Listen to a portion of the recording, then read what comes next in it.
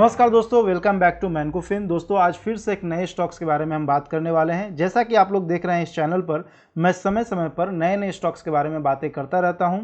उसके target, resistance, support, stop loss, ये सब चीज़ के बारे में बात करते हैं। साथ ही लॉन्ग टर्म, मिड टर्म और शॉर्ट टर्म की भी हम बात करते हैं। जबकि मेरा खुद का नज़रिया किसी भी स्टॉक में, जो भी स्टॉक्स पर मैं बात करता हूँ उस स्टॉक में मेरा खुद का नज़रिया लॉन्ग टर्म का ही होता है। लॉन्ग टर्म मतलब 10 से 15 सालों तक। मैं कोशिश करता हूं वैसे ही स्टॉक्स के बारे में मैं आपसे बात करूं जो आने वाले 10-15 सालों में काफ़ी अच्छा मूव दिखा सके। तो चलिए दोस्तों, आज फिर से एक नए स्टॉक्स के बारे में हम लोग बात करेंगे जिसका नाम है NGL fine chemical limited company. तो सबसे पहले इस कंपनी के हम लोग कुछ फाइनेंशियल रेशियोज देखेंगे जो काफ़ी इंपॉर्टेंट होते हैं। उसके बाद हम लोग इसके ईयरली प्रॉफिट एंड लॉस देखेंगे। फिर हम लोग चलेंगे most important part of this video जो है चार्ट एनालिसिस। वहां पर हम जानने की कोशिश करेंगे कि शॉर्ट टर्म, मिड टर्म और लॉन्ग टर्म में हमारा टारगेट क्या हो सकता है। दैट मीन्स कि स्टॉक्स कहां तक जा सकता है, कितना ऊपर तक मूव हमें दिखा सकता है। लेकिन आगे बढ़ने से पहले मैं ये बताना चाहूँगा कि मैं जिस भी स्टॉक के बारे में बात करता हूँ वो केवल सिर्फ और सिर्फ एजुकेशनल पर्पस होता है। इस वीडियो पर, इस चैनल पर दिखाए गए किसी भी वीडियो में मैं किसी भी तरह का टिप्स या रिकमेंडेशन प्रदान नहीं करता हूं। इसलिए बिल्कुल भी वीडियो को देखते के साथ ही किसी भी स्टॉक्स में इन्वेस्ट ना करें। इन्वेस्टमेंट करने से पहले आप अपने किसी भी लाइसेंसी एडवाइजरी फाइनेंशियल फर्म से जरूर बात करें, उसके बाद ही किसी भी स्टॉक्स में निवेश करें। तो चलिए दोस्तों आगे बढ़ते हैं और जानने की कोशिश करते हैं कि NGL fine chemical limited company में कितनी पोटेंशियल बाकी है और ऊपर जाने की। तो चलिए चलते हैं NGL fine chemical limited company की फंडामेंटल की को देखते हैं। तो दोस्तों यहाँ पर हम देख पा रहे हैं कि एनजीएल फाइन केमिकल लिमिटेड का जो करंट मार्केट प्राइस है वो 2392 रुपये का चल रहा है और आज जो है 1.5% की उछाल भी इसमें हमें देखने को मिल रहा है। साथ ही अगर हम बीएसई कोड की बात करें तो 524774 है और एनएसई कोड की बात करें तो NGLFINE है। इस कोड से आप किसी भी वेबसाइट पर, किसी भी प्लेटफॉर्म पर आप इस स्टॉक को सर्च कर सकते हैं और उसके बारे में और भी ज़्यादा जानकारी हासिल कर सकते हैं। अगर आप चाहें तो एनजीएल फाइन केमिकल के वेबसाइट पर भी जा करके आप इसके बारे में जितना ज़्यादा चाहें उतना ज़्यादा आप सर्च कर सकते हैं। जैसे इनकी कहाँ कहाँ प्रोजेक्ट है, कहाँ कहाँ प्लांट है, क्या प्रोजेक्ट है भविष्य में आने वाले हैं, इन सब चीज़ों के बारे में आप जान सकते हैं। इन्वेस्टर्स के लिए क्या क्या करने वाले हैं, ये सारी चीज़ों को आप जान सकते हैं। फिलहाल जो भी स्टॉक्स की मैं रिव्यू करता हूँ बिल्कुल शॉर्ट रिव्यू करता हूँ, क्योंकि मेरा मोस्टली फोकस रहता है केवल फंडामेंटल इंपॉर्टेंट की पर, उनके प्रॉफिट लॉस पर, सेल्स मैनेजमेंट पर, और जो most of the important part है वो है चार्ट एनालिसिस पर। मेरा मोस्ट फोकस इन्हीं 3-4 चीज़ों पर रहता है। इसलिए मेरे वीडियोस में किसी भी स्टॉक्स का एनालिसिस बिल्कुल शॉर्ट होता है और मैं समझता हूं जिससे कि हमारे जो व्यूअर्स हैं, जो हमारे चैनल से जुड़े हुए हैं, उनको भी समझने में काफ़ी आसानी होती है। तो चलिए आगे बढ़ते हैं। तो आगे बढ़ने के साथ ही हम देखते हैं यहाँ पर कि मार्केट कैप जो है इस स्टॉक का वो 1478 करोड़ है। ये स्टॉक बिल्कुल स्मॉल कैप स्टॉक है, इसमें अभी काफ़ी ज़्यादा पोटेंशियल बाकी है आगे बढ़ने के। तो करंट प्राइस को देख करके आप ना समझें कि स्टॉक काफ़ी महंगा है, काफ़ी बड़ा है ये कंपनी। आप यहाँ मार्केट कैप देख रहे हैं कि मात्र 1478 करोड़ का है, जिससे ये हमें ज्ञात हो रहा है कि ये कंपनी जो है अभी फ़िलहाल काफ़ी छोटी कंपनी है, लेकिन भविष्य में इसकी बहुत बड़ी बनने की काफ़ी ज़्यादा संभावना है। तो अगर हम 52 वीक हाई लो की बात करें तो एक साल के अंदर इसने 1427 का लो बनाया था और इन्होंने एक साल के अंदर जो हाई बनाया वो 2824 रुपये का है। स्टॉक पी की बात करें तो 40.8 है, थोड़ा महंगा यहाँ पर लग रहा है हमें, लेकिन अगर हम चार्ट की बात करें तो हमें ये स्टॉक, इस स्टॉक में काफ़ी अच्छा अप मूव देखने को मिल सकता है आने वाले कुछ सालों में। तो बुक वैल्यू की अगर हम बात करें तो 393 है। यहाँ पर भी आप देख सकते हैं कि बुक वैल्यू के हिसाब से स्टॉक काफ़ी महंगा है। चलो कोई बात नहीं, लेकिन मुझे स्टॉक काफ़ी पर्सनली बहुत पसंद है। डिविडेंड यील्ड की बात करें तो काफ़ी कम है। ग्रोथ पोटेंशियल स्टॉक है तो डिविडेंड यील्ड तो कम होगा ही। आरओसी की अगर हम बात करें तो 11.5% है। जहाँ तक लोगों का सवाल है कि आरओसी और आरओई जो है वो कम से कम एफडी के रेट से ज़्यादा होना चाहिए, तो वो भी यहाँ पर आपको देखने को मिल रहा है। लेकिन केवल इन दोनों को देख करके ना चलें, बहुत सारी चीज़ें हैं जिनको देखना काफ़ी ज़रूरी होता है। फेस वैल्यू की बात करें तो मात्र 5 रुपये का फेस वैल्यू है और डेप्ट टू इक्विटी की हम बात करें तो 1 से बहुत कम है, 0.11 है। प्रमोटर होल्डिंग काफ़ी अच्छा है यहाँ पर, जो खासकर बहुत सारे रिटेल इन्वेस्टर ढूंढते हैं कि प्रमोटर होल्डिंग काफ़ी ज़्यादा होनी चाहिए, तो वो यहाँ पर बिल्कुल वैसे रिटेल इन्वेस्टर के लिए ये कंपनी बिल्कुल खड़ी उतर रही है। तो यहाँ पर 70% से एबव है प्रमोटर की होल्डिंग।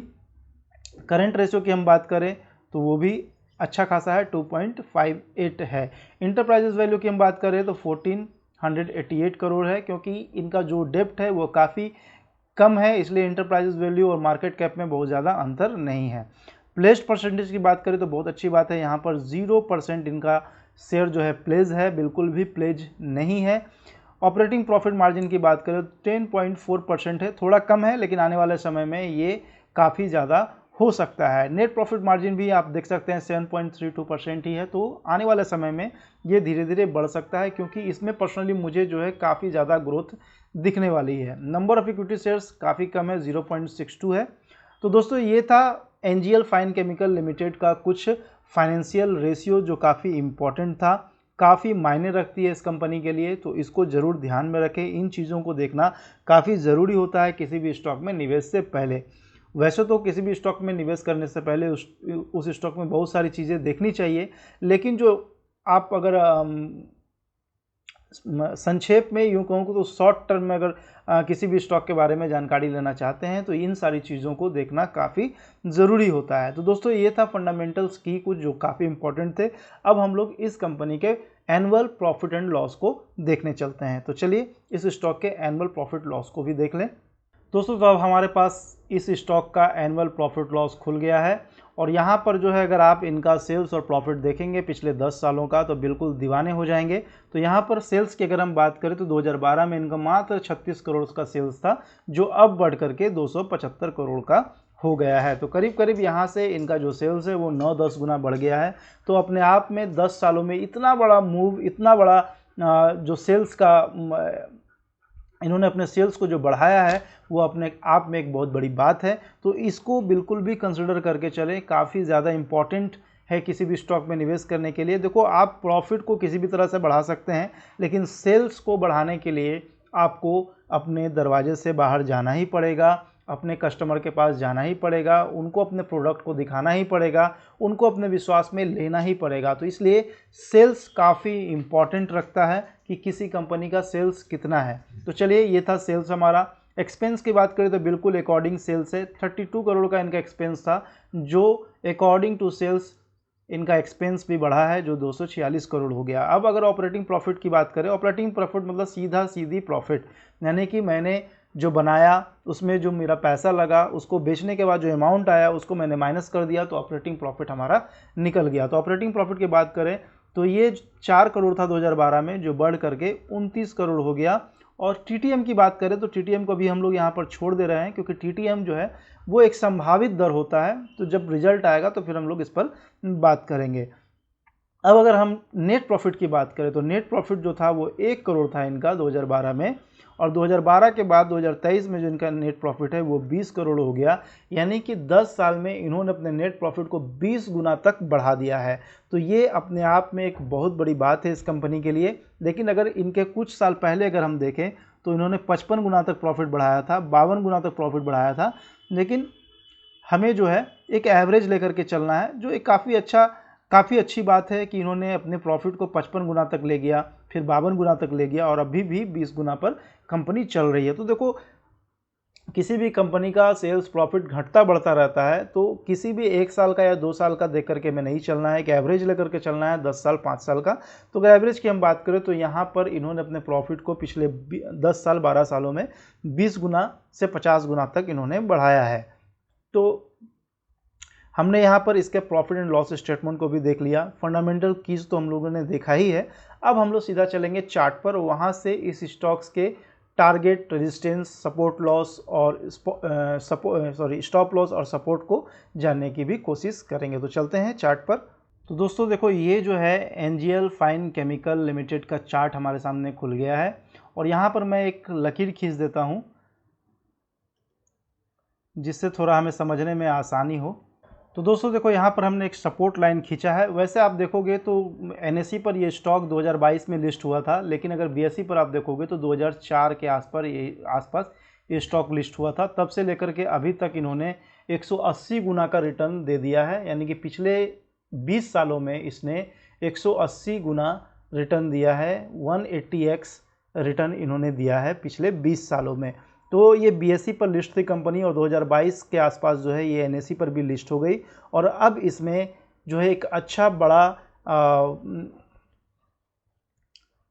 ब्रेकआउट देखने को मिला है और इसी ब्रेकआउट के अकॉर्डिंग मैंने इस स्टॉक को सिलेक्ट किया था कि मैं इस स्टॉक को आपके सामने लेकर के आऊं और आप भी इस स्टॉक के बारे में जानो। तो यहाँ पर हम बात करेंगे पहले शॉर्ट टर्म का। तो शॉर्ट टर्म की अगर हम बात करें तो शॉर्ट टर्म में इस स्टॉक में अगर हमें इस लेवल, ये वाला जो लेवल है ये आप देख लेंगे कितना है, ये मुझे लगता है कि 2500 के आसपास। अगर 2500 के ऊपर ये स्टॉक निकलता है तो हमें इस स्टॉक में एंट्री कर लेनी चाहिए, लेकिन इसका स्टॉप लॉस हमें रखना होगा। इस लेवल पर हमें इस स्टॉप लॉस रखना होगा, वो मैं देख लेता हूँ।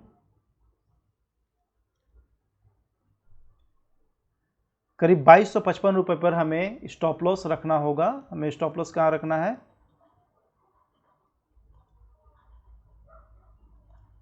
2255 पर रखना है। और जो हमारा टारगेट होगा अगर हम एंट्री करते हैं तो हमारा टारगेट जो होगा वो 2775 का हमारा टारगेट होगा।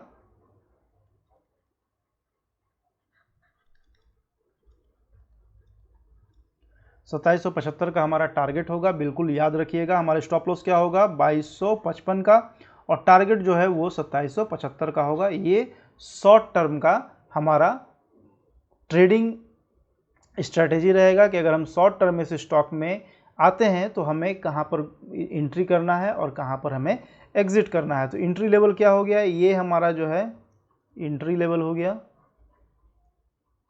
ये बिल्कुल अपने चार्ट पर आप लोग देख लेंगे कि एंट्री लेवल कहाँ पर आ रही है, क्योंकि ये वाला जो लेवल है इस लेवल को ब्रेक करके जैसे ये स्टॉक ऊपर निकलेगा हम इस स्टॉक में एंट्री कर जाएंगे और इस लेवल पर हमें स्टॉप लॉस रखना है जो आ रहा है 2255 का और हमें इस लेवल पर इस स्टॉक से बाहर निकल जाना है जो आ रहा है 2775 का, अगर शॉर्ट टर्म में हम निवेश करते हैं तो। अगर अब हम मिड टर्म की बात करें तो मिड टर्म के लिए पहले मैं इसको क्लियर कर लेता हूँ। मिड टर्म की अगर हम बात करें तो मिड टर्म में बिल्कुल इस स्टॉक में हमें एंट्री कर लेनी चाहिए। ज़्यादा हमें इसमें इंतजार करना ठीक नहीं है क्योंकि ये स्टॉक नीचे जाता हुआ तो नहीं दिखाई दे रहा है। हाँ, अगर मार्केट में कोई ऐसा भूचाल आया तो ज़रूर नीचे जाएगा क्योंकि उसका असर तो सारे स्टॉक्स पर ही पड़ सकता है। तो अगर हमें मिड टर्म में काम करना है, मिड टर्म मतलब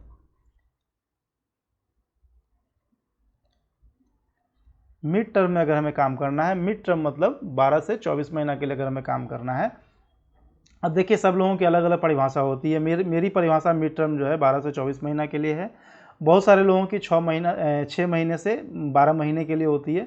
लेकिन मुझे लगता है कि अगर एक अच्छा टारगेट बनाना है, एक अच्छा प्रॉफिट बनाना है तो कम से कम 1 साल और ज़्यादा से ज़्यादा 2 साल का टारगेट लेकर के चलना चाहिए। तो मिड टर्म की अगर मैं बात करूँ तो बिल्कुल करेंट प्राइस पर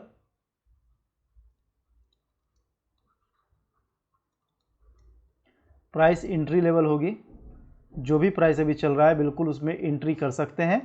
और जो हमारा टारगेट होगा, टारगेट जो है हमारा यहाँ पर वो 3200 की होगी। 3200 का हमारा टारगेट होगा और जो स्टॉप लॉस है वो हम थोड़ा और नीचे लगाएंगे क्योंकि हम थोड़ा सा लंबे समय के लिए इन्वेस्ट कर रहे हैं। तो 2000 पर हमारा स्टॉप लॉस होगा।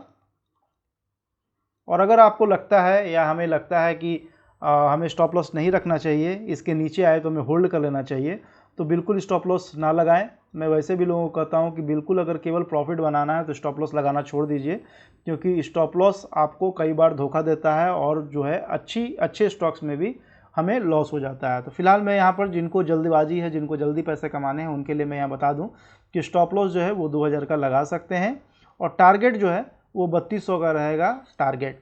अब आते हैं हम लोग लॉन्ग टर्म के लिए। तो लॉन्ग टर्म में क्या करते हैं कि लॉन्ग टर्म में जब हम इन्वेस्ट करते हैं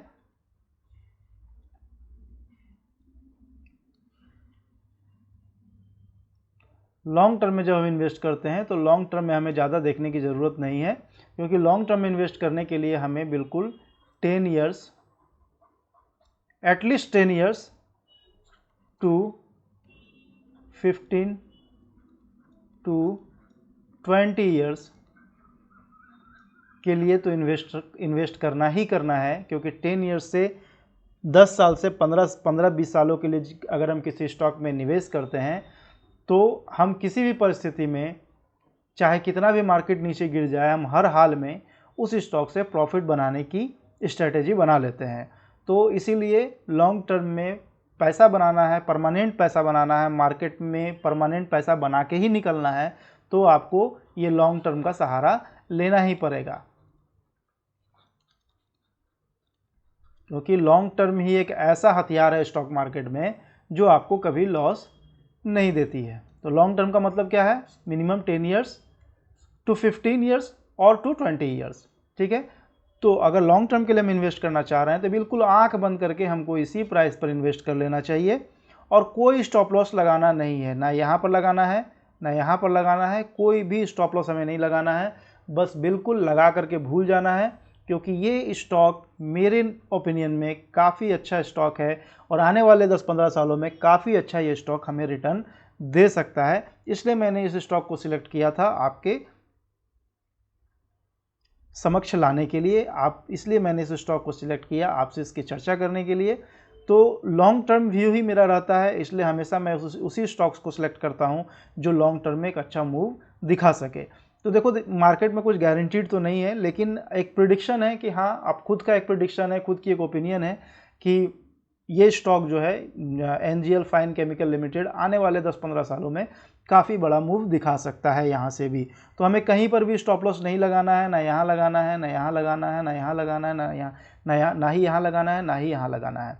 हमें एंट्री करना है और बिल्कुल यहाँ से हमें एटलीस्ट 5x टू 10x जब तक ना मिले हम इस स्टॉक से एग्जिट नहीं करेंगे। आफ्टर 5x और आफ्टर 10x अलग अलग नज़रिया है लोगों की। अगर आपको लगता है कि 5x सफिशियंट है हमारे लिए तो 5x पर भी आप एग्जिट कर सकते हैं। अगर आपको लगता है 10x हमारे लिए सफिशियंट है तो 10x पर भी आप एग्जिट कर सकते हैं। तो दोस्तों, ये था एनजीएल फाइन केमिकल लिमिटेड के शेयर्स पर मेरा खुद का ओपिनियन। ये बिल्कुल यहाँ पर किसी भी तरह का रिकमेंडेशन या टिप्स नहीं है, ये बिल्कुल एजुकेशन पर्पस वीडियो है, बिल्कुल एजुकेशन के लिए मैंने वीडियो बनाया है। तो इन्वेस्ट करने से पहले आप किसी भी अपने लाइसेंसी एडवाइजरी फर्म से ज़रूर एडवाइस लें, उसके बाद ही स्टॉक में निवेश करें। तो आज का ये वीडियो आपको कैसा लगा हमें ज़रूर बताएं कमेंट करके, अपना ओपिनियन दें इस स्टॉक पर, ताकि मुझे भी कुछ सीखने को मिले। तो फिर जल्द मिलेंगे एक नए स्टॉक के साथ में आज ही की तरह। तब तक के लिए धन्यवाद।